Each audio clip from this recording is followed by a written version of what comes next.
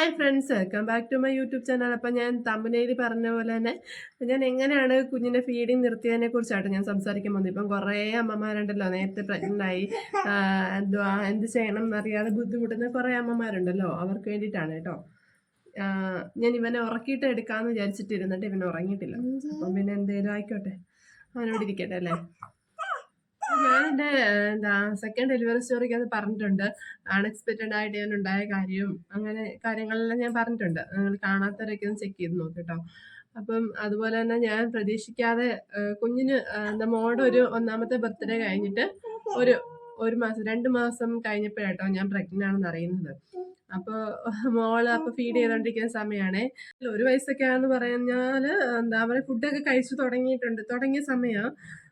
അവളാണെങ്കിൽ ഒത്തിരി താമസിച്ച ഫുഡ് കഴിക്കാൻ തുടങ്ങിയത് കേട്ടോ. 8 മാസമൊക്കെ ആയപ്പോഴൊക്കെ അവൾക്ക് ഞാൻ ചോറ് കൊടുക്കുന്നത്. കാരണം നമ്മൾ ഡേറ്റ് നോക്കുമല്ലോ, അതിനകത്ത് കുറച്ച് വ്യത്യാസമൊക്കെ ഞങ്ങൾക്ക് കുറച്ച് മിസ്റ്റേക്ക് ഒക്കെ വന്നിട്ട് 8 മാസം ആയപ്പോഴാണ് അവൾക്ക് ചോറ് കൊടുക്കുന്നത്. അപ്പം പിന്നെ അത് കഴിഞ്ഞിട്ട് അവൾക്ക് പ്രോപ്പറായിട്ട് ഫുഡൊക്കെ ചെറുതായിട്ട് കൊടുത്തു തുടങ്ങി. 1 വയസ്സ് കഴിയുമ്പോഴാണ് നമ്മളെല്ലാം കൊടുത്തു തുടങ്ങിയത്. അപ്പം 1 വയസ്സ് കഴിഞ്ഞപ്പോഴാണ് ഞാൻ എല്ലാം കൊടുത്തു തുടങ്ങിയത്.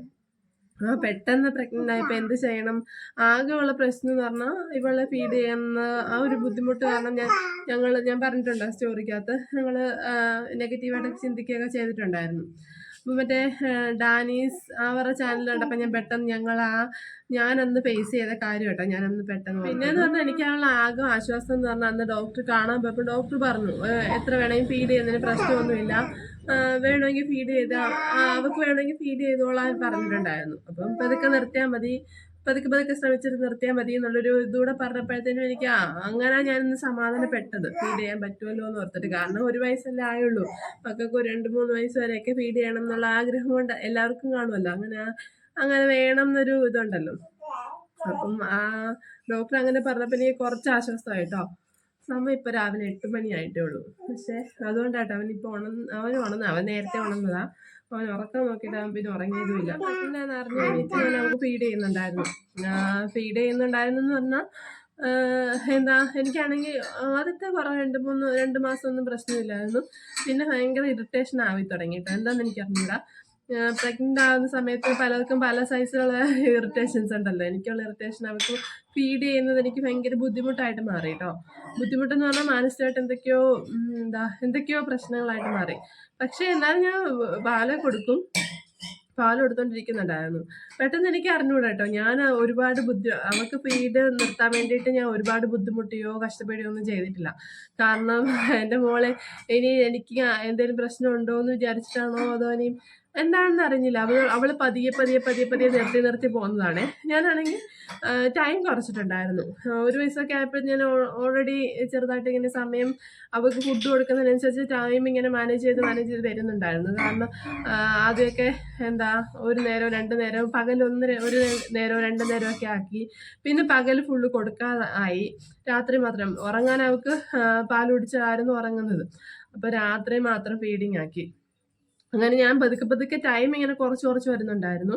അങ്ങനെ രാത്രി മാത്രം ആയിട്ടുണ്ടായിരുന്നു. അപ്പൊ രാത്രിയാണെങ്കിൽ എനിക്കിങ്ങനെ എന്തൊക്കെയോ അസ്വസ്ഥതയുണ്ട്. പക്ഷെ ഞാൻ ഫീഡ് ചെയ്യും. ഇവക്കാണെങ്കിൽ പ്രോപ്പറായിട്ട് ഉറക്കമില്ല കേട്ടോ. രാത്രിയിൽ അവൾ എണീറ്റിട്ട് രാത്രി ഒരു കരച്ചിലും കാര്യങ്ങളൊക്കെ ഉണ്ട്. ഇപ്പോഴാണ് അതൊന്ന് ചെറുതായിട്ട് മാറി വന്നത്. ഇപ്പൊ 3 വയസ്സാവാനായപ്പോഴവർക്ക് ആ ഒരു പ്രശ്നം ഇങ്ങനെ കുറഞ്ഞു എന്നാലും ചില ദിവസങ്ങളിലുണ്ടേ പ്രശ്നം ഇങ്ങനെ കുറഞ്ഞു വന്നത്. ഉറക്കത്തിൽ എണീറ്റിട്ട് ഭയങ്കര കരച്ചിലും ബഹളമൊക്കെ. അപ്പോഴൊക്കെ ഫീഡ് ചെയ്യണമല്ലോ. അപ്പം ഉറങ്ങണമെങ്കിൽ ഫീഡ് ചെയ്യണമായിരുന്നു അന്ന്. അങ്ങനെ പ്രശ്നം ഉണ്ടായിരുന്നു.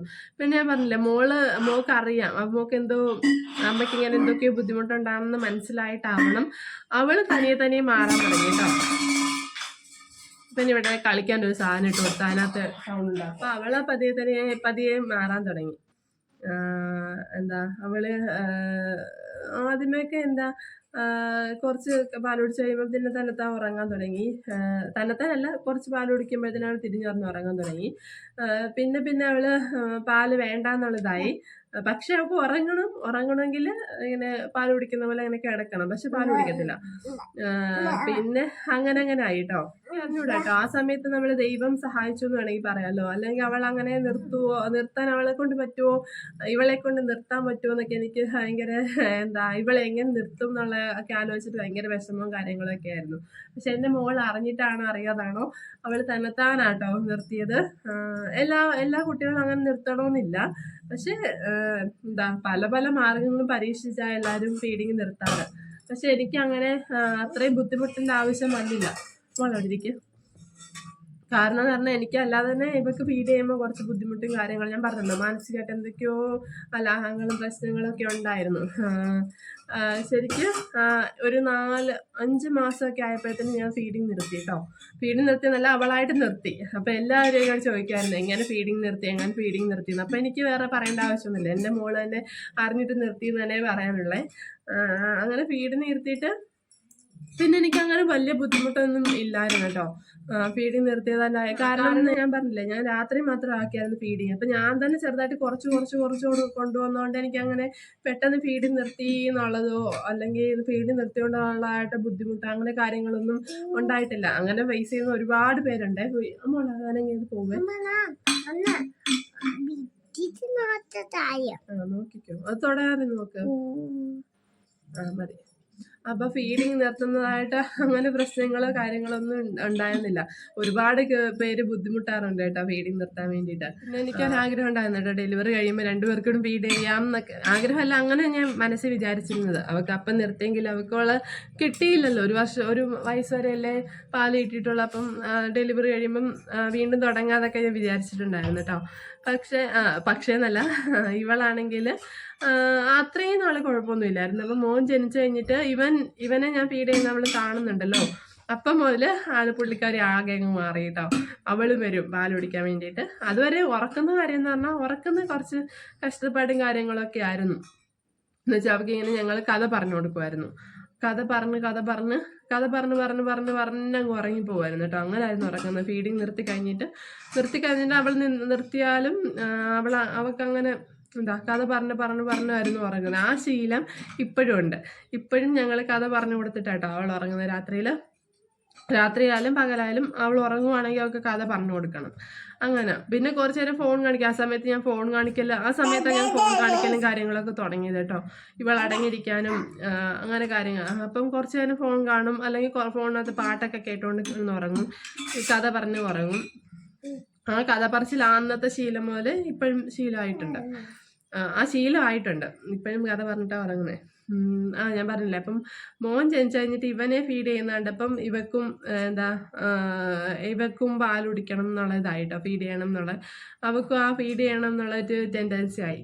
പിന്നെ എന്ത് ചെയ്തു, ഞാൻ പറഞ്ഞില്ലേ, എനിക്ക് ആ പ്രഗ്നൻസിയിലുണ്ടായിരുന്ന പ്രശ്നം, മോനെ ഫീഡ് ചെയ്യുമ്പോൾ പ്രശ്നമില്ല.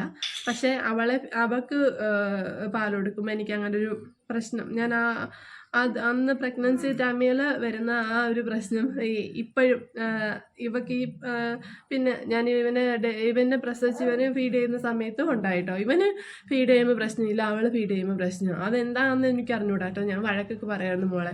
അപ്പോൾ ഏട്ടൻ എന്നോട് ചോദിക്കുക, നീ എന്തിനാ അവളെ എങ്ങനെ വഴക്ക് പറഞ്ഞു. പക്ഷേ നമുക്ക് ആ ഒരു മാനസികാവസ്ഥ എന്ന് പറഞ്ഞാൽ എനിക്ക് ഭയങ്കര കരച്ചിലും വിഷമമൊക്കെ വരും അവളെ അങ്ങനെ പറയുമ്പോഴും. അല്ലെങ്കിൽ പ്രഗ്നൻസി ടൈമിൽ വന്ന സംഭവമാണ്, മനസ്സിനകത്ത് എന്തോ ഒരു പ്രശ്നം. പിന്നെ എല്ലാവർക്കും എന്തെങ്കിലുമൊക്കെ പ്രശ്നം ഉണ്ടല്ലോ. അതുപോലെ എനിക്ക് പ്രഗ്നൻസി ടൈം വന്നതാ മറ്റേ ആ പരമസുന്ദരി ഉണ്ടല്ലോ, ആ പാട്ട്, ആ ഒരു റീൽസിൻ്റെ ആ പാട്ട് ഒരു ഹിറ്റ് ആവുന്നത് ആ സമയത്ത്. എല്ലാവരും അത് വെച്ചിട്ട് റീൽസ് ഇരുന്ന ഷോർട്സ് ഇരുന്ന ഒക്കെ ആ ഒരു പാട്ട് വെച്ചിട്ട് കേട്ടോ. എനിക്ക് ആ പാട്ട് ഇപ്പോഴും ഇഷ്ടമല്ല. ആ പാട്ട് ഇപ്പോഴും ഞാൻ ഫോണിനകത്ത് കാണുവാണെങ്കിൽ പെട്ടെന്ന് സ്ക്രോൾ ചെയ്ത് കളയട്ടോ. എനിക്ക് ഇപ്പോഴും അത് കേൾക്കുമ്പോൾ ഭയങ്കര പ്രശ്നം. എല്ലാവർക്കും ഇപ്പം ഞാനിങ്ങനെ പറയുമ്പോൾ ഇവക്കെന്താ ഭ്രാന്താണോ എന്നൊക്കെ വിചാരിക്കുന്നവരുണ്ടാവും. അപ്പം എന്നാലും നമുക്കോരോ പ്രശ്നങ്ങൾ ഉണ്ടാവുന്നത് നമ്മൾ പറയണമല്ലോ. എനിക്ക് ആ ഒരു പാട്ട് കേൾക്കുമ്പോൾ ഭയങ്കര ഇറിറ്റേഷനാണ്. പ്രഗ്നൻസി ടൈമിൽ ഭയങ്കര ഇറിറ്റേഷനാണ്. ആ ഇറിറ്റേഷൻ തന്നെ ഇപ്പോഴും ഉണ്ട്. അങ്ങനെ ചില കാര്യങ്ങളിനകത്ത് മോക്ക് ഫീഡ് ചെയ്യുന്ന കാര്യം. പക്ഷെ എന്നാലും ഞാൻ സഹിച്ചിട്ടൊക്കെ കൊടുക്കാറും കാര്യങ്ങളും ഉണ്ടായിരുന്നു കേട്ടോ. ഇപ്പം ഒരു 2-3-4 മാസം, അവൾക്ക് 2.5 വയസ്സ് വരെ ഞാൻ അവൾക്ക് പാൽ കൊടുത്തിട്ടുണ്ടായിരുന്നു. അവൻ ജനിച്ചിട്ട് ഫീഡ് ചെയ്യുന്നുണ്ടായിരുന്നു. സ്ഥിരമല്ല, രാത്രി മാത്രം. എല്ലാ ദിവസവും ഇല്ല കേട്ടോ. അവൾ ചില ദിവസങ്ങൾ അവൾ ആവശ്യപ്പെട്ട് വരുന്നതല്ലാതെ അങ്ങോട്ട് എന്താ എല്ലാ ദിവസവും വന്നിട്ട് പാൽ കുടിക്കുക അങ്ങനെ കാര്യങ്ങളൊന്നുമില്ല. ചില ദിവസം അവൾക്കിങ്ങനെ ചില ദിവസം ഇരിക്കുന്ന ഇരിപ്പിലിങ്ങനെ തോന്നും അവൾ വരും പാൽ കുടിക്കും. പക്ഷെ ഒരുപാട് നേരം ഇങ്ങനെ പാൽ കുടിച്ചുകൊണ്ടിരിക്കത്തുമില്ല കേട്ടോ. എനിക്ക് ഇറിറ്റേഷനാണെന്ന് അറിഞ്ഞിട്ടായിരിക്കും അവൾ കുറച്ച് നേരം ഇങ്ങനെ പാൽ കുടിക്കും, എന്നിട്ട് അവൾ പോകും കേട്ടോ. അങ്ങനെ അവള് ഇപ്പം പക്ഷെ നിർത്തി. ഇപ്പം 2-3 മാസം കൊണ്ട് നിർത്തി കേട്ടോ. അവള് തന്നെത്താൻ നിർത്തിയതാ.